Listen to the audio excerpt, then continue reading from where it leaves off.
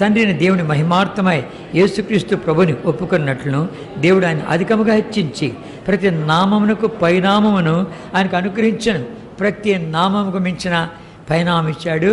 ప్రతి వాని నాలుక యేసుక్రీస్తు ప్రభుని ఒప్పుకోవాలంట, ప్రతి మోకాలు వంగాలంట. ఆయన నువ్వే ప్రభు, నువ్వే రాజువు, నువ్వే దేవుడువు, నీ నామం కంటే మించిన నామం లేదని అందరూ ఒప్పుకోవాలంట. ఎందుకు? ఆ నామం అక్కడి నుంచి తీసుకుని రాబడింది. దేనికి తీసుకుని రాబడింది? ఎందుకని వచ్చావు అక్కడి నుంచి, మళ్ళీ అక్కడికి వెళ్ళావు. అక్కడి నుంచి వచ్చింది ఎలా వచ్చాయంట, ఎలా వెళ్ళాడు మనం గమనించుకున్నామంటే అక్కడి నుంచి పోయబడ్డాడు. దేనికే వచ్చావు ఇక్కడికి అంటే కన్నా ఇంకా ఈ లోకమంతా చెడిపోయి ఉంటుండగా, పాపంతో నిండిపోయి ఉంటుండగా అపోస్తల కార్యములు acts of apostles 10th chapter, అపోస్తల కార్యములు 10వ అధ్యాయం 38వ వచనం 38th verse చదువుకుంటాం. అదేదనగా దేవుడు నజరుడైన యేసును పరిశుద్ధాత్మతోనూ శక్తితోనూ అభిషేకించినది.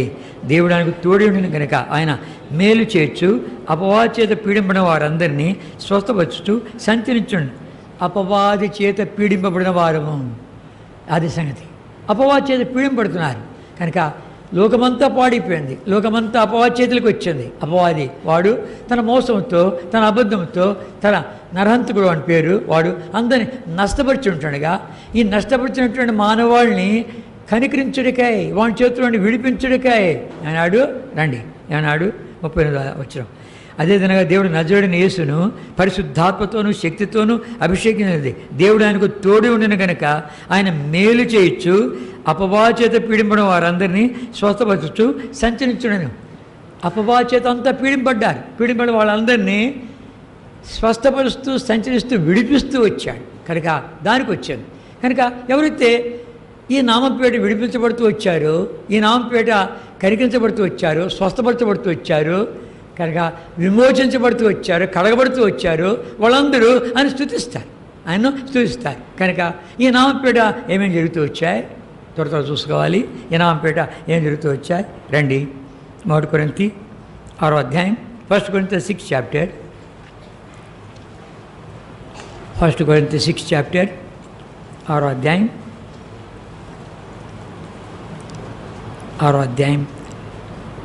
11వ వచనం చదువుకుంటాం.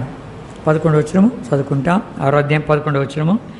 మీలో కొందరు అట్టివారే ఉంటారు కానీ ప్రభువైన యేసుక్రీస్తు నామమును మన దేవుని ఆత్మయందును మీరు కడుగబడి పరిశుద్ధపడిన వారే నీతిమంతులుగా తీర్చబడుతుంది. కడుగబడి ఆయన నామంపేట కడగబోటికి వచ్చారు కనుక ఎవరైతే కడగబడ్డారో ఆ నామంపేట దీంట్లో నుంచి కడగబడ్డాయంట. రండి 9, 10 వచనాలు చదువుకుంటాం. 9, 10 వచనాలు కూడా 9, 10, 11, 9, 10 and 11 shall we all read together. రండి. అన్యాయస్తులు దేవుని రాజ్యానికి వారసులు కానని మీరు ఎరుగురా, తెలీదా? మోసపోకుడి, జారులైన, విగ్రహారాధకులైన, వ్యభిచారులైన, ఆడంగితనం గలవారిను, పురుష సమూహాలను, దొంగలైన, లోగులైన, త్రాగుబోతులైన, దూషులైన, దోషకులైన చూసుకున్నారు రాజ్యములకు వారసులు కానరు. మీలో కొందరు అట్టివారే ఉంటుంది కానీ ప్రభువైన యేసుక్రీస్తు నామములను మన దేవుని ఆత్మయందును మీరు కడుగబడి పరిశుద్ధపరచబడే వారి నీతిమంతులుగా తీర్చబడుతుంది. ఇలాంటి వాతావరణం అంది. అలాంటి వాతావరణంలో ఉన్నటువంటి మనందరినీ ఆ నామంపేట కడిగానికి వచ్చాడు కనుక ప్రభా మేము దొంగలుగా ఉంటుంది, దోచుకునే వాళ్ళగా ఉంటుంది కనుక నరహంతకులుగా ఉంటుంది, వ్యభిచారులుగా ఉంటుంది, త్రాగుబోతులు ఉంటుంది, మమ్మల్ని అందరినీ కడిగేదానికి ఆ నామం వచ్చిందయ్యా. అబ్బాబ్బాబ్బా నేను ఏమని స్థుతించగలము, నేను ఏమని కీర్తించగలము? ఆ నామంపేట మాకు కడుగుదల ఇచ్చావు, ఆ నామంపేట స్వస్థత ఇచ్చావు. రండి. ఆ నామంపేట స్వస్థత ఇచ్చావు. అపోస్తల కార్యములు acts of apostles 3rd chapter 3వ అధ్యాయం 6, 7 వచనాలు చదువుకుంటాం. పుట్టింది మొదలుకొని కుంటివాడుగా ఉన్నటువంటి వాడిని తీసుకొచ్చి అక్కడ కూర్చోబెట్టారు భిక్షాటన చేశానికి. అది తీసుకొచ్చి ఉంటే అక్కడ పౌలు, శీల ఇద్దరు కూడా వెళుతున్నారు. పేతురు వెళుతున్నారు, ప్రార్థనకని వెళుతున్నారు. ప్రార్థనకని వెళుతూ ఉంటే ఏం జరుగుతుంది? అక్కడ పేతురు, యోహాన్లు ఇద్దరు వెళుతుంటే అక్కడ వాడు చూసి ఏమన్నారు? మాది వాళ్ళ దగ్గర డబ్బు దొరుకుతుందేమో ఎదురు చూస్తుంటే 3వ అధ్యాయం అపొస్తలుల కార్యములు 3వ అధ్యాయం 6, 7 వచనాలు చదువుకుంటాం. అంతటి పేతురు, వెండి బంగారం నా దగ్గర లేవు, కానీ నాకు కలిగినది నీకు ఇచ్చున్నాను, నజరుడైన యేసుక్రీస్తు నామమున నడుమని చెప్పి వాని కుడి చేయి పట్టుకొని లేవనెత్తను. వెంటనే వాని పాదములు చీలమండలు బలం పొందును. వాడు దిగ్గును నిలిచి నడుచొచ్చు, గంతులు వేయచ్చు, దేవుని స్తుతించు, వాడితో కూడా దేవాలయంలోకి వెళ్ళాను. ఇదికి ఎంతమంది స్వస్థపరచబడి దేవాలయంలోకి వచ్చారు. అయ్యా, ఆ యేసుప్రభు మన స్వస్థ వచ్చింది, ఆ నామం పేటే మాకు స్వస్థత కలిగింది అని చెప్పి ఎంతమంది అంటుండలే. కనుక ఈ నామం పేట మీరు ప్రకటించకూడదు అని చెప్పింది శాస్త్రులు, పరిచయులు, ప్రధాన యాజకులు అంతా అంటుంటే వాళ్ళు అంటున్నారు, ఏ నామం పేట వీడు స్వస్థపరచబడ్డాడు తెలుసునా? ఏ నామం పేట? మీరు సులివేసినట్టునైనా నజరుడైన యేసుక్రీస్తు నామమున వీడు లేచున్నాడు. రండి, అదే అధ్యాయం 4వ అధ్యాయం 4th చాప్టర్ 7వ వచనం నుండి 10వ వచనం వరకు నేను చదువుతా వినండి. 7 నుంచి 10 వరకు. వారు పేతురును యోహాను మధ్య నిలబెట్టి, మీరు ఏ బలము చేత ఏ నామను బట్టి దీన్ని చేసేస్తారని అడుగుగా, పేతురు పరిశుద్ధాత్మతో నిండిన వాడే ఇట్లా ఆయన, ప్రజల అధికారులారా, పెద్దలారా, ఆ దుర్బలునికి చేయబడిన ఉపకారమును గురించి వాడు దేని వలన స్వస్థత పొందినని నేడు మమ్మను విమర్శించున్నారు గనక మీరందరూ, ఇశ్రాయేలు ప్రజలందరూ తెలుసుకునవలసింది ఏమనగా, మీరు సిలువ వేసినట్టు, మృతుల్లో నుండి దేవుడు లేపినట్టు, నజరుడైన యేసుక్రీస్తు నామమునే వీడు స్వస్థత పొంది మీట నిలిచి ఉన్నాడు. చేసేటుంది, మీరు సిలువ వేసినట్టు, మీరు తృణీకరించారే ఆ నజరుడైన యేసు అని చెప్పి, నజరుడు మంచిది ఏమైనా వస్తుందా అన్నారే. ఆ తృణీకరించబడినటువంటి ఆ నామం పేట ఈ దుర్వునికి స్వస్థత కలిగింది. కనుక వాడికి ఇంకా రెచ్చగొట్టబడేట్టు వస్తుంది. ఆ నామము ఈ రీతిగా స్వస్థపరచడానికి వచ్చింది నామం. ఎంతోమంది స్వస్థపరచలేదా? ప్రభా, నన్ను కూడా ఈ నామం స్వస్థపరిచింది చెప్పగలం. కనుక ఈ నామం స్వస్థపరిచే నామము కనుక నేను ఎన్నోసార్లు అనుభవించాను, మనం కూడా ఎన్నోసార్లు అనుభవించాం. ఆ నామపేట స్వస్థత మనకు కలిగింది. కనుక ఆ నామము స్వస్థపరిచే నామము. నేను గుంటకల్ ప్రాంతాల్లో ఉన్నాను. ఆ ప్రాంతంలో ఉంటే 1973 ఆ ప్రాంతంలో ఉంటే సైకిల్ కూడా నాకు లేదు అప్పుడు. 1973 సైకిల్ కూడా లేదు అప్పుడు. ఇక నడిచెడుతుంటే ఒకతను పిలిచి, అయ్యా నువ్వు ఒక సేవకుడు ఉన్నట్లుంది, ఈ ప్రాంతంలో ఒక అనేకులను స్వస్థపరిచాడు, ఇప్పుడు వానికి జబ్బు వచ్చింది కనుక అందరూ ఆయన చుట్టూ మోగి, అయ్యా పో, ఏం పర్వాలేదు, నీకు పారలేదనేది అని అనుకుంటున్నారు అందరూ. నువ్వు పోయేమనుకో, మేము డాక్టర్కి పోయిరా పో అంటుంటే, నాకు ఇంతమంది ఇన్ని రోగాలు స్వస్థపరచబడ్డాయి, అలాంటిది ఇప్పుడు నేనే పోతే ఇంకేమన్నా ఉందా? పెద్ద జబ్బులన్నీ స్వస్థపరిచాను అలాంటిది అని చెప్పి తనకే జబ్బు వచ్చింది. అప్పుడు ఇంకా అయ్యా ఇక్కడ ఒక ఆయన ఇది అనేక స్వస్థపరిచాడు, ఇప్పుడు ఆయనకే జబ్బు వచ్చింది కనుక నువ్వు పోయి ప్రార్థన చేయరాదా అన్నాడు. చూస్తాం పదా అని వెళ్ళగానే ఆయన నిలబడ్డాడు. ప్రేజలాడు బ్రదర్ అన్నాడు. ప్రేజలాడు బ్రదర్ అంటే నేను ప్రేజలాడన్నాను. నేను 3 రోజులు ఉపవాసం ఉంటున్నాను, ఎంతోమంది స్వస్థపరిచాను, నాకు కూడా జబ్బు వచ్చింది, ఈ సమస్య వస్తే అందరూ అంటున్నారు నీకు అది కుదరలేదమ్మో, డాక్టర్ దగ్గరికి పో అని అంటుంటే కనుక నేను ఎలా వెళ్ళేది, ఏ ముఖం పెట్టుకెళ్ళేది, ఎంతమంది పెద్ద జబ్బులను కూడా స్వస్థపరిచాని అని అనుకుంటూ దిగులను కూర్చొని ఉపవాసం ప్రార్థన చేస్తుంటే ఒక దైవజనుడు వస్తాడు, నీ మీ చేతుల నుంచి ప్రార్థన చేస్తాడు, నువ్వు స్వస్థపరచబడతావు అని వెళ్ళి నేను రాగానే అదే జ్ఞాపకం వచ్చిందంట. జ్ఞాపకం వచ్చి లేచి, అయ్యా నువ్వు ఆ దైవజనుడు కనుక ఏం చేస్తావంటే నూనె రాసి నా ప్రార్థన చేయన్నాడు. నూనె రాసి ప్రార్థన చేశాను, యేసు నామపేట ప్రార్థిస్తున్నాను తండ్రి అన్నాను, అద్భుతంగా స్వస్థపరచబడ్డాడు. అంటే నేను చెప్పేది ఏంటి, రోగాలు స్వస్థపరిచేవానికి రోగాన్ని స్వస్థపరిచా అని చెప్పి కాలేకి పెట్టుకునేది కాదు. అర్థం కాదు. నేను ఎట్లాంటి వాడిని తెలుసునా, రోగాలను స్వస్థపరిచేవాడిని స్వస్థపరిచాను నేను అని కాదు. కనుక ఏంటి, అతను తీసుకొచ్చాను, ఇది వద్దు పక్కన పెట్టు, స్వస్థపరుస్తాడు, అందరూ స్వస్థపరుస్తాడు, ఆయన ఏం చేయగలుగుతాడు, భక్సింగ్ గారితో నేను పరిచయం చేస్తాను అని చెప్పి తీసుకొచ్చి నా దగ్గర పెట్టుకొని కొంతకాలం పెట్టుకొని భక్సింగ్ గారికి పరిచయం చేసేలోగానే పారిపోయాడు. ఎందుకు అదే బాగుంది, ఆ స్వస్థపరిచేదే బాగుంది. ఎందుకంటే కన్నా కోళ్ళు, నక్కలు, కుక్కలు అన్నీ వస్తాయిగా, చింతపండు, బియ్యము అన్నీ వస్తాయిగా, ఘనత వస్తుందిగా, పేరు ప్రఖ్యాతులు వస్తాయిగా. కనుక ఆయన నామపేట ఏమో జరుగుతాయి, అది కాదు కావాల్సింది. ఆ నామపేట మనం కూడా ఎంతమంది స్వస్థపరచబడలే. నా వ్యక్తిగత దృష్టిలో ఎన్నో స్వస్థపరచబడ్డాను. కనుక మనము ఆ స్వస్థపరచబడినటువంటి ఆ నామంలో శక్తి ఉంది, ఆ నామము చేస్తుంది. కనుక మనమేమో ఘనత పొందేది కాదు, అయ్యా నీ నామపేట జరిగింది. కనుక దైవజనుడు భక్సింగ్ గారు ఎంతమంది స్వస్థపరచలేదు. కనుక అనేకులు స్వస్థపరిచాడు. నేను కళ్ళారి ఎన్నెన్నో చూశాను కదా. కనుక ఆయన ఘనత పొందలేదే. కనుక నేను స్వస్థపరుస్తున్నాను అని చెప్పిందే. ఇంకా దండో వేసుకున్నాడా, చాటింగ్ వేసుకున్నాడా, స్వస్థపరిచే కోటాలు పెట్టాడా? లేదు కదా. కనుక ఆ నామంలో శక్తి ఉంది. కనుక ఎంతగా ఆయనకు మహిమపరుస్తూ వస్తామో, ఎంతగా ఆయన కనపరుస్తూ వస్తామో అంతగా జరుగుతుంది. కానీ గమనించామంటే ఒకతనికి ఇక నోరు పడిపోతే ఇక అతనికి కలబడిందంట. రైల్వే హాస్పిటల్లో పడ్డాడు.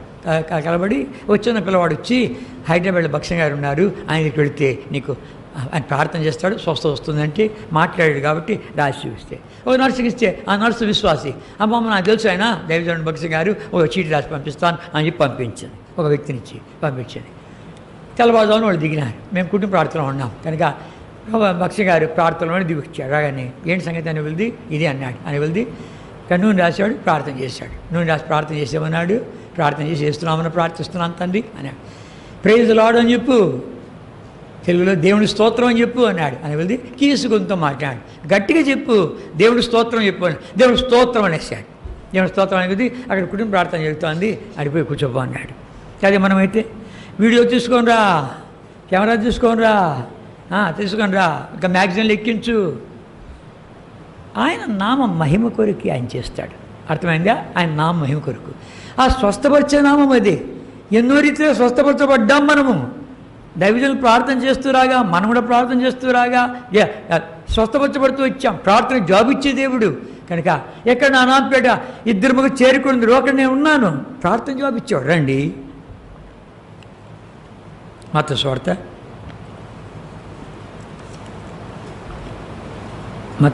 18వ అధ్యాయం.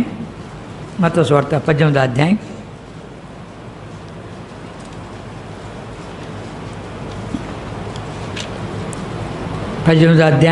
20 చదువుకుంటాం. Matthews 18 చాప్టర్ 20 వర్స్ చదువుకుంటాం. ఏలనగా 2-3 నా నామమున ఎక్కడ కూడి ఉందిరో అక్కడ నేను వారి మధ్యన ముందు నేను చెప్పాను. 2-3 నా నామం ఎక్కడ కూడి ఉందిరో ఆ నామం పేట. దైవజుడు అమృతరాజు గారు ఇంకా ఆయన ఎలా మారుమూసి పొందాడు? Roman Catholic background. ఆ మనుషుడు ఒక పెట్టి ఆఫీసర్, ఓడలో నావికాదళంలో పెట్టి ఆఫీసర్గా ఉన్నాడు. ఇంకా ఒక ఓడ ఇంగ్లాండ్కి పోయి అక్కడి నుంచి అది తీసుకొని రావాలి. అది రిపేర్కి వచ్చింది, అక్కడ ఉండి అది తీసుకొని రావాల్సి వస్తుంటే అప్పుడు అంతా రిపేర్ అయిపోయింది. అక్కడి నుంచి తీసుకొస్తున్నారు ఇండియాకు. తీసుకొస్తుంటే అప్పుడు నెమ్మది లేకుండా ఉన్నాడు. ఓడలో ప్రయాణం చేస్తున్న నెమ్మది లేదు. లూడ్స్ అనే స్థలం దగ్గర ఆడ ఆగుతుంటే అక్కడికి వెళ్ళి రోమన్ క్యాథలిక్ సెంటర్ ఒకటి ఉంది, ఆడికి వెళ్ళి ఆడ పోయి తీసుకొని రావాలా, ఆ నీళ్లు, ఆ ప్రార్థన, ఆ బూడిద అవన్నీ తీసుకొని రావాలా అని చెప్పి ప్రయాసపడుతుంటే క్యాప్టెన్ అన్నాడు, మనకుండేది ఇంతే టైము, ఈ టైంలో రాగలిగితే పోలేకపోతే లేదన్నాడు. రిస్క్ తీసుకొని కష్టం మీద వెళ్ళి వచ్చాడు. తీసుకొచ్చినందుకు కూడా నెమ్మది లేదు. ఓడమలా అందుకున్నాడు, వెళ్ళాడు. అయితే ఓడలో ఇద్దరు ఏం చేస్తున్నారంటే, అయ్యా మేము ఇంగ్లాండ్ నుంచి ఇండియా చేరే లోపల ఎంతమంది కావాలా? 5 మందిన ప్రభుని నమ్మాలి అని చెప్పి వాళ్ళు ప్రార్థన చేస్తున్నారు. 5 people, కనీసం 5 మందిన ప్రభుని నమ్మాలని చెప్పి 2 విశ్వాసులు ఆ ఓడలోనే వాళ్ళు ప్రార్థన చేస్తుంటే వాళ్ళు తీసుకొచ్చి ఒక కొత్త నిబంధన ఇచ్చారు. ఎవరికి? అమృతరాజు గారికి కొత్త నిబంధన ఇచ్చారు. ఇచ్చేవెళ్ళి ఆ కొత్త నిబంధన ఇచ్చేవెళ్ళి ఆయనకు టైం లేదు చదివానికి. ఇంకా అప్పుడు ఏదో మిషన్ దగ్గర పనిచేస్తూ ఉంటే ఒక వేలు పెట్టుకోవడం స్థలంలో పెట్టేవెళ్ళి చిన్న కట్ అయిందంట. హాస్పిటల్కి వెళ్ళాడు. అంటే లోపలే ఓడలో హాస్పిటల్ ఉంది. డాక్టర్ వెళ్ళిపోతే అది చూసి నీకు 3 రోజులు సెలవు ఇచ్చాను పోనా అంట.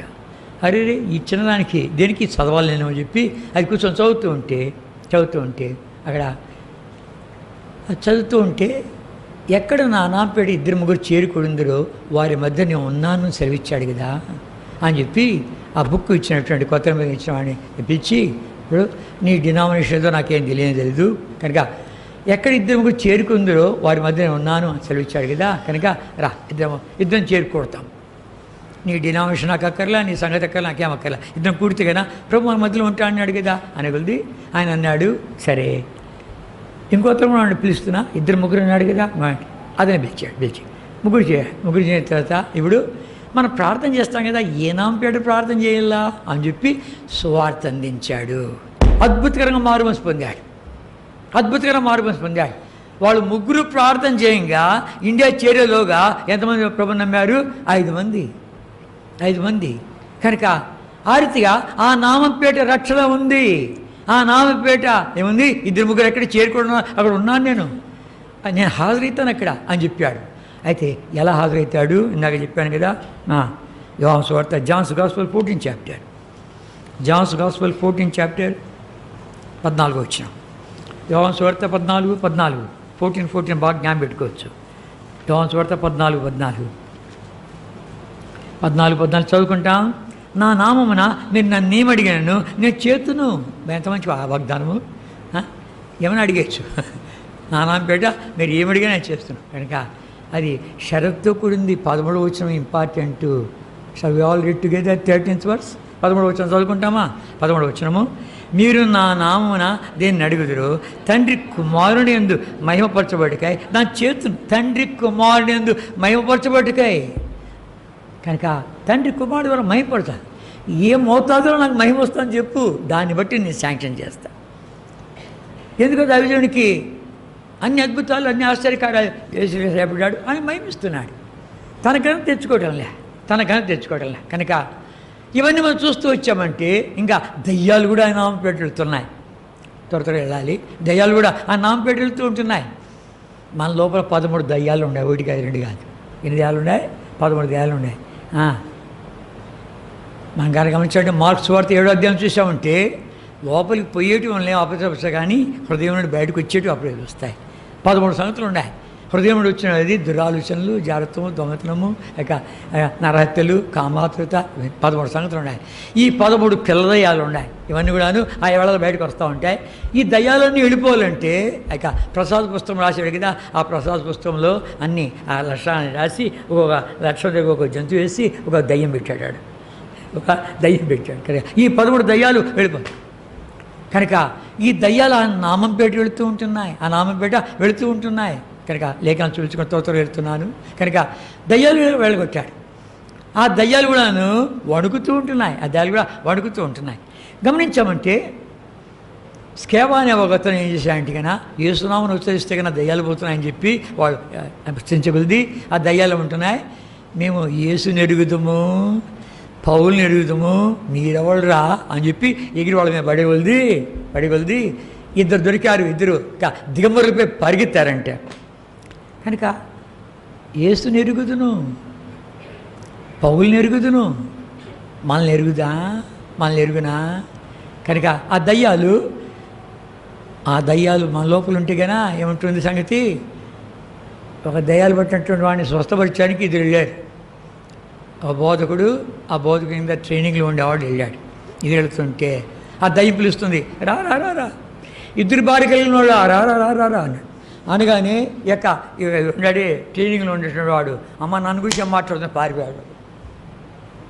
తెలుసు దానికి తెలుసు, మన సంగతంతో తెలుసు. ఆ నామంపేట ఈ దయ్యాలన్నింటినీ పోగొట్టుడికాయ ఆ ప్రభువారు ఏం చేస్తున్నాడు? మన లోపల ఈ కార్యం చేయను కోరుతున్నాడు. ఈ దయ్యాలను పోయి ఆ నామంతో మనం నిండిపోలు కోరుతూ ఉంటున్నాడు. ఆ నామాలను నడిపించాలని కోరుతున్నాడు.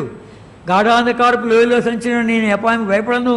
కనుక నీతి మార్గమున ఆయన నడిపించుచున్నాడు. ఆ నామంపేట నీతి మార్గం నడిపిస్తూ ఉంటున్నాడు. కనుక ఎందుకు ఆ నామం పాడు కాకుండా? కనుక ఇవన్నీ మనకు దయచే నిమిత్తమై మొట్టమొదటిగా మనకి ఏం కావాలంటే ఈ నామంపేట పాప క్షమాపణ. రండి, ఈ పాప క్షమాపణ లేకుండా ఇవన్నీ ఒట్టుడి కథలే. ఈ పాప క్షమాపణ లేదు. దానికి ప్రభు వచ్చింది. వచ్చింది దేనికి ప్రభు వారు వచ్చింది? పాపాలు క్షమించడానికి వచ్చాడు. ఈ పాప క్షమాపణ లేకుండా ఇవి ఎన్ని జరిగినా కూడాను అంత ఒట్టిదే. పాపాలు క్షమించడానికి వచ్చినటువంటి ప్రభు. రండి అపోస్తల కార్యములు, అపోస్తల కార్యములు, acts of opposites 10th chapter 10వ అధ్యాయం 43వ వచనం 43rd verse చదువుకుంటాం. 43rd verse చదువుకుంటాం. ఆయనందు విశ్వాసం ఉంచువాడు ఎవడు వాడు ఆయన నామం మూలముగా పాప క్షమాపణ పొందునని ప్రవక్తలందరూ ఆయన గురించి సాక్ష్యం. ఆయన నామం మూలంగా పాప క్షమాపణ, రక్షణ, దానికి ప్రభు వచ్చింది.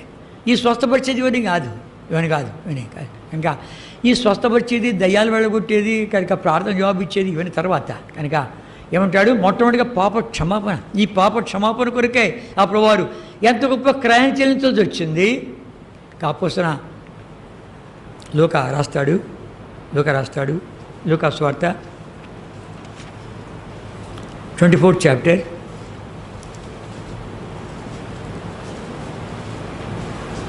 47th verse 47వ వచనం చదువుకుంటాం. యెరూషలేము మొదలుకొని సమస్త జనముల్లో ఆయన పేరట మారు మనసును పాప క్షమాపణ ప్రకటింపబడినయు వ్రాయబడుచుంది. యెరూషలేము మొదలుకొని సమస్త జనముల్లో అందరి కొరకై లోకరక్షకుడు, లోక పాపాలని క్షమించుడికై, లోకంలో మనుషులందరినీ క్షమించుడికై ఆయన వచ్చిన దానికే. ఒక్క జాతి కాదు, ఒక కులం కాదు, ఒక భాష కాదు, ఒక ప్రాంతం కాదు, అందరినీ. కనుకని ఇప్పుడు యావత్ ప్రపంచంలో ఎన్ని సంఘాలు ఉన్నాయి, ఎంతమంది చేరుకుడు ఆరాధిస్తూ ఉంటున్నారు, స్తుతిస్తూ ఉంటున్నారు. కనుక ఆ నామము అక్కడి నుంచి పోయబడింది. పరలోకం నుండి మన కొరకు పోయబడింది. దరిద్రుడికి వచ్చాడు, దీనుడికి వచ్చాడు, తగ్గించుకొచ్చాడు. ఎందుకు? మన స్వస్థపరచుడికై ఆయన దెబ్బలు తిన్నాడు. మన ప్రార్థన జాబ్ ఇచ్చిన నిమిత్తమాయ్ ఏమంటున్నాడు? తండ్రి మీరేమి చేసిన వీరు క్షమించమంటున్నాడు. దీనుడైపోయాడు, తగ్గించుకున్నాడు. ఆ పరమేశ్వరమునికి ఇవ్వాలని చెప్పి యువత తాత్కాలికమైనవి. ఈ స్వస్థపరిచేది, ఈ దయ్యాలు పోగొట్టేది, ప్రార్థన జవాబు ఇచ్చేది ఇవన్నీ తాత్కాలికమైనవి. శాశ్వత రాజ్యం తీసుకెళ్ళాలని, శాశ్వతంగా మనం అక్కడ ఉంచుకోవాలని చెప్పి అక్కడ ఇంకా రోగం లేదు, ఇంక ఇండ్లు కట్టించుకునేది లేదు, ఇంకా పెళ్లి చేసుకునేది లేదు, పిల్లలకి అనేది లేదు, తర్వాత వాళ్ళకి ఉద్యోగాలు చేసేది లేదు, వాళ్ళకి పెళ్లి చేసేది లేదు, కనుక బంగ్లాలు కట్టుకునేది లేదు, స్కూటర్లు తీసేసి కార్లు కొనుక్కునేది అవి లేవు, అవేమి లేవు. అక్కడ మనం వెళ్ళే ప్రదేశం వేరే, అక్కడికి తీసుకుని వెళ్ళాలని చెప్పి ఇవన్నీ తాత్కాలికంగా నేను చేసే కార్యాలు చూడు, నా పేరు ఏమేమి కలుగుతాయో చూడు. నేను పోయిపడ్డాను ఎక్కడి నుంచి. ఎందుకు పోయిపడ్డాను? ఈ స్వస్థత కలిగడం ద్వారా, ఈ యొక్క అద్భుతాలు చేయడం ద్వారా, ఇవన్నీ చూడటం ద్వారా ఎవరైనా మనం స్వస్థపరిచింది, ఎవరైనా మనం దయ్యాలు వెళ్ళగొట్టింది, ఆయన ప్రార్థన జాబ్ ఇచ్చింది, ఎవరో మనం క్షమించింది అని ఎరుగుతూ వస్తే అక్కడి నుంచి పోయిపడ్డాడు, దరిద్రుడైపోయాడు, దీనుడైపోయాడు. రండి ఫిలిప్పీయులకు రాసిన పత్రిక 2వ అధ్యాయం 2nd చాప్టర్. ఫిలిప్పీయులకు రాసిన పత్రిక 2వ అధ్యాయం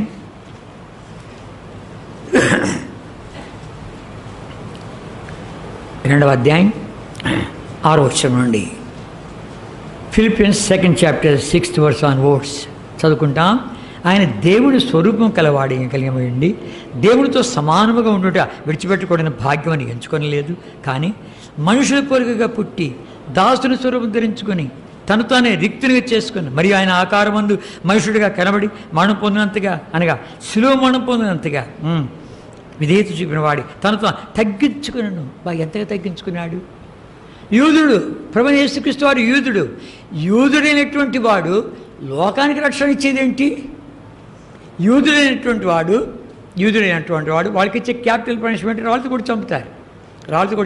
తప్పించుకొని వస్తున్నాడు. దేనికి? నేను లోకానికి బలి గావించబడాలి, లోక పాపాలు మోసుకొని పోవాలి అని చెప్పి ఆ ప్రభువారు శిలువ మరణం పొందినంతగా. యూదులకు శిలువ మరణం లేదు, యూదులు రాళ్ళు తీసుకొని కొడతారు అంతే. అయితే ఈ శిలువ మరణం పొంది నిమిత్తమాయే, లోకరక్షకుడు ఉండి నిమిత్తమాయే, అందరి కొరకే శిలువకు నిమిత్తమాయే ఆ రక్తాన్ని కాపాడుకుంటూ వస్తున్నాడు. నేను నా బిళ్ళ కొరకు కార్చాలేదు, ఈ రక్తము నా బిళ్ళ కొరకు కార్చాలా, ఎక్కడ కార్చకూడదు అని చెప్పి దాచుకుంటూ వస్తున్నాడు. యోహాను సువార్త, జాన్స్ గాస్పెల్, అంతకంటే ముందు లూకా సువార్త లూకా సువార్త 4th చాప్టర్, లూకా సువార్త 4వ అధ్యాయం 29 and 30 వర్సెస్ చదువుకుంటాం.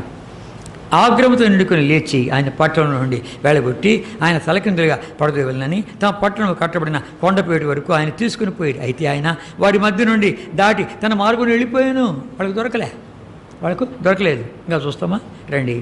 Johne's gospel 7th chapter, Johne's gospel 7th chapter 43-44 versus. 7వ అధ్యాయం యోహాను సువార్త 43-44 చదువుకుంటాం. కాబట్టి ఆయన గూర్చి జనసమూహంలో భేదం పుట్టెను. వారిలో కొందరు ఆయన పట్టుకుని దలచేది, కానీ ఎవడునూ ఆయన పట్టుకుని లేదు. పట్టుకోలే, కనబడితే కదా దాటి వెళ్ళిపోయాడు. తర్వాత 10వ అధ్యాయం 10th chapter, Johne's gospel 10th chapter. నేను తండ్రి ఏకమై ఉంటున్నాం, నేను చేసే కార్యాలను కూడా తండ్రి నాలోని చేస్తున్నాడు అని చెప్తూ ఉంటే ఏమన్నాడు, మళ్ళీ ఆయన పట్టుకొని కోరినారు. 39 వచ్చినాం, 38-39, 38-39 వర్సెస్ చదువుకుంటాం. ఇంకా చేసినలా నీవు తండ్రి నా ఎందును నేను తండ్రి ఎందులో ఉన్నామని మీరు గ్రహించి తెలుసుకున్నట్లు ఆ క్రియలను నమ్ముడని వారితో చెప్పాను. వారు మరలా ఆయన పట్టుకుని చూచారు, కానీ ఆయన వారి చేతిలో నుండి తప్పించుకుని పోయాను. ఎందుకు తప్పించుకున్నాడు? అరే నేను సులువుకి ఎక్కల్లా, సులువు మనం అనుభవించల్లా, రాళ్ళు తీసుకొని కొట్టబడి చంపేది కాదు. కనుక యూదుడిగా ఏం చేయాలంట, యూదుడిగా రాళ్ళు తీసుకొని కొడతారు. అయితే అలా కాదు, లోక పాపాలు మోసుకొని పోవల్ల, లోక రక్షణగా ఉండాలా, యావత్ మానవాళికి రక్షణ ఇవ్వాల. కనుక రండి 8th chapter, Johne's gospel 8th chapter. నేను అబ్రాహం కంటే ముందున్నవాడంటే నీకు 50 ఏళ్ళు కూడా లేవే, అబ్రాహం కంటే ముందు ఉన్నావు నువ్వు అని అంటూ వచ్చగలది అన్నాడు. రండి 58-59 వర్సెస్ చదువుకుంటాం. యేసు అబ్రహాం పుట్టుక మునిపి నేను ఉన్నా అని మీతో నిశ్చయము చెప్తున్నాను. కాబట్టి వారు ఆయన మీద రువ్వుటికి రాళ్ళు ఎత్తిరి, కానీ యేసు దాగి దేవాలయం నుండి బయటికి వెళ్ళిపోయాను. కనుక దాక్కున్నాడు, దేవాలయం వెళ్ళిపోయాడు. కనుక రాళ్ళు తీసుకొకటి చంపడేది కాదు, నేను శిలువకి వెళ్ళాలా, వాళ్ళందరి కొరికై నేను బలియాగంగా ఉంచబడాలా, చిత్రవతిగా ఉంచబడాలా, నా పేరు పోయబడిన తైలం పరిమళ వాసన పోయబడుతుంది. కనుక నేను పోయబడాలి, యావత్ మానవాళి కొరికే పైన వస్తున్నాను. అందరూ అపవాది చేతిలో ఉంటున్నారు, అపవాది చేతిలో ఉండి వాళ్ళు నష్టపోతున్నారు, వాడి బంధకాలు ఉంటున్నారు. అంతేకాదు వానిక గొలుసుల్లో ఉన్నారు, వానికి లోబడిపోయారు అని చెప్పి వాళ్ళని విడిపించడానికి నేను వచ్చాను, లోకరక్షకుడిని అని చెప్పి అంత దాచిపెట్టుకుని దాక్కుంటూ నా బిళ్ళ కొరికే ఈ రక్తాన్ని కుమ్మరించాలా, నేను పైకి వచ్చి పోయబడాలా అని చెప్పి మన అందరి కొరికై దాచిపెట్టుకుని చివరికి ఎక్కడ వెళ్ళారు, సిలువకి వెళ్ళాడు. సిలువే వద్దు, మాకు వద్దు అని వద్దు. పిలాతు దగ్గరికి వెళ్ళారు. పిలాతు దగ్గరికి ఎందుకు వెళ్ళాలి యూదులు? పిలాతు దగ్గరికి ఎందుకు వెళ్ళాలా? ఏమన్నారు, అయ్యా మీ ధర్మశాస్త్ర ప్రకారం ఆయనకు శిక్ష విధించండి అంటే లేదు. కనుక మా ధర్మశాస్త్ర ప్రకారంగా మేము శిక్ష విధించడానికి లేదు, మానశిక్ష విధించడానికి మాకు ఎవరికి అర్హత లేదు, కనుక అందుకే నీ దగ్గరికి వచ్చామని కొద్ది అని సిలువే వాళ్ళ సంతోష పెట్టాలనే ఉద్దేశంతో సిలువ ఒప్పుకున్నాడు, సిలువేశాడు. కానీ గమనించామంటే లోక పాపాలు మోసుకుని బయటకాయ యూదుడైనటువంటి వాడు లోక పాపాలు మోసుకుని బయటకాయ సిరుకెక్కు నిమిత్తమై ఆక రక్తం బట్టి వరకు మనకు కాల్చడం నిమిత్తమై పైన పోయబడి నిమిత్తమై మన శిక్షంతో భరించడం నిమిత్తమై కోడాలతో కొట్టబడానికి, ముండ్లగిడ్డం పెట్టబడానికి, తర్వాత మేకులతో బిగించబడడానికి, చిత్రవద గావించబడడానికి, దేనికి ఇదంతా అంటే కదా నేను మీ అందరి కొరకు బలి గావించబడి సమాధి అయిపోయి 3వ రోజు తిరిగి లేచి పరమనికి వెళ్ళాలి. పరమనికి వెళ్ళి అత్యున్నతమైన సింహాసనం అలంకరించాలి. ఎవరెవరైతే ఈ రక్తము ద్వారా క్షమించబడ్డారో, ఈ రక్తం ద్వారా ఎవరైతే స్వస్థపరచబడ్డారో, ఈ రక్తం ద్వారా ఎవరైతే మార్పు చెందారో, నూతన జీవం పొందారో వాళ్ళందరూ నీవు గాక వేరే లేరు అని చెప్పి స్తుతించి ఆరాధించే నిమిత్తమై కానీ దాని కొరికాయ యావత్ ప్రపంచంలో కనుక అందరూ కూడాను దేవా నువ్వు గాక వేరే లేరు, నీ నామం పోయబడినటువంటి పరిమళ తైలంతో సమానము. కనుక దాన్ని రుచించిన మేము, మా కళ్ళు తెరిపించబడిన ఇప్పుడు మేము ఎలా మేము కూడా అలా పోయబడాలి. రండి ఎఫెసీయులకు రాసిన పత్రిక Ephesians 5th chapter, Ephesians 5th chapter 5వ అధ్యాయం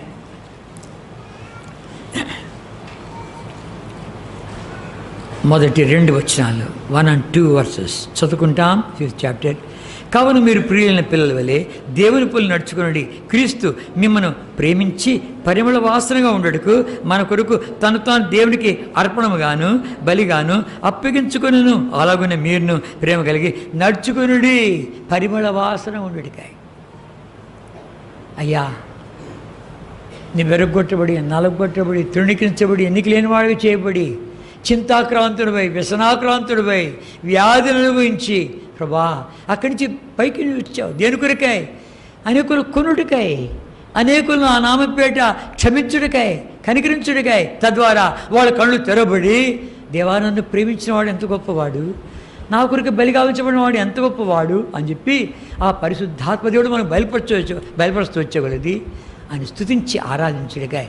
నీకు ఏమి ఇచ్చడం తెచ్చుకోగలము ప్రభా? ఇంత గొప్పదైన కార్యం నా పట్ల చేసావి, నీకు ఏమిచ్చుతో ఇంకా స్థుతించగలము, ఏమిచ్చి ఇక రుణం తీర్చుకోగలము? ఎలాంటి వాడు కావాలంట?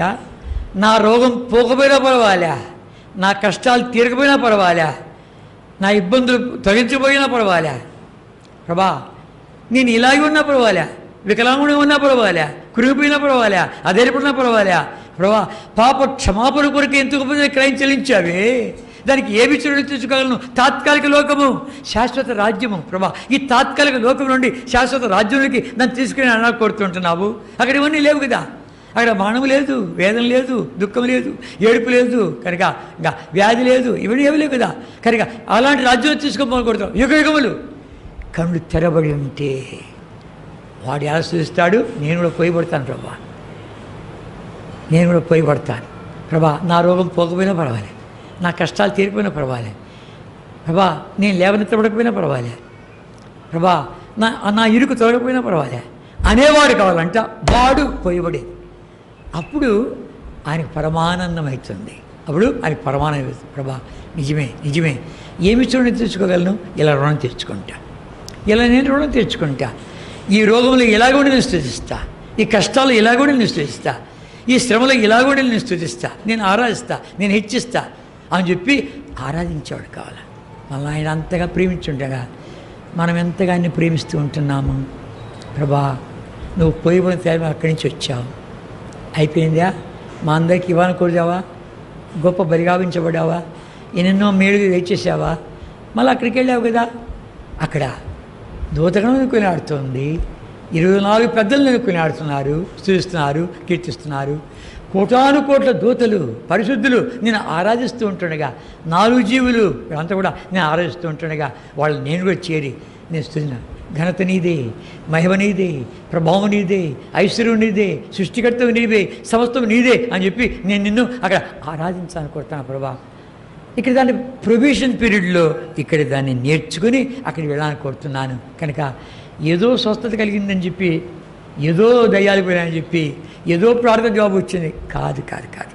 ఇవంతా ప్రిలిమినరీ, అంటే ప్రాథమికమైనటువంటి కాదు. ఇంకొంచెం పైకి వెళ్తామా? ప్రభా ఇవన్నీ నీ ప్రేమను రుచించడికే చేస్తూ వచ్చావు, స్తోత్రార్హ క్రియలు చేస్తూ వచ్చావు. ఇవన్నీ ప్రిలిమినరీ.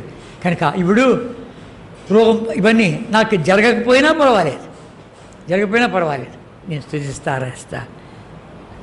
వాచ్ అండ్ సర్వీస్లో ఒక సహోదరు ఆరాధిస్తుంటే అందరూ ఏడ్చేశారు. ప్రభా ఈ సంవత్సరం అంతా ఎన్ని కష్టాలు తీసుకొచ్చావంటే స్తోత్రమయ్యా, ఎన్ని ఇబ్బందులు తీసుకొచ్చావంటే స్తోత్రమయ్యా,